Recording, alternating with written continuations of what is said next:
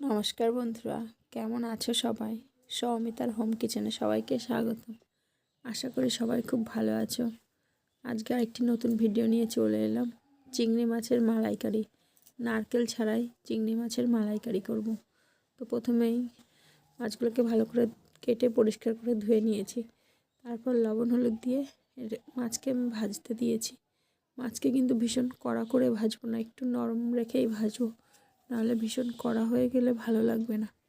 এখানে 300 গ্রাম চিংড়ি মাছ আছে। তো আমি মাছগুলিকে এপিট ওপিট করে দুই পিঠই সমানভাবে ভেজে নেব। তারপর মাছগুলিকে ভাজতে দিয়েছি।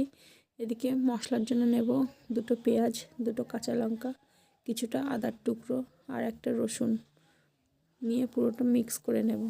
তারপর মাছগুলোকে তেল থেকে তুলে নিয়ে তেলের মধ্যে একটু তেল দিয়ে করলাম না, যেমন গরম হয়ে গেলেই সেগুলো আমি লাস্টে দিয়ে দেবো মশলাগুলি।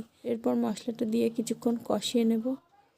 যখন মশলাটা থেকে তেল ছাড়বে তারপরে দেব হলুদ, লবণ, জিরের গুঁড়ো আর লঙ্কার গুঁড়ো দিয়ে আরও কিছুক্ষণ কষিয়ে নেব। আস্তে আস্তে যখন দেখা যাবে মশলা থেকে তেল ছাড়ছে তখন আমি এর মধ্যেই দুধ দিয়ে দেব। গরুর দুধের সর আছে, সেই সমেতটাই দিয়ে দেব।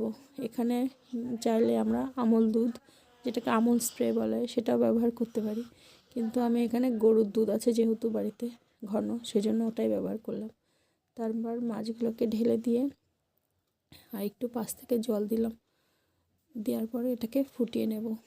যখন ফুটে উঠবে ভালো মতো, জলটা একটু শুকিয়ে আসবে, তখন একটু চিনি দেব টেস্ট অনুযায়ী, আর গরম মশলা গুঁড়ো দিয়ে নামিয়ে দেব।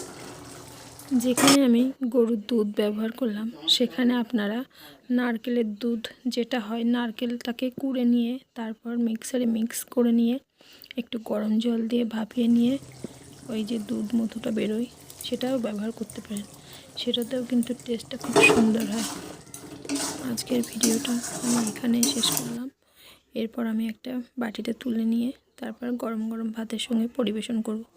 কালারটা যেমন সুন্দর হয়েছিল, খেতেও কিন্তু ঠিক ততটাই সুন্দর হয়েছিল।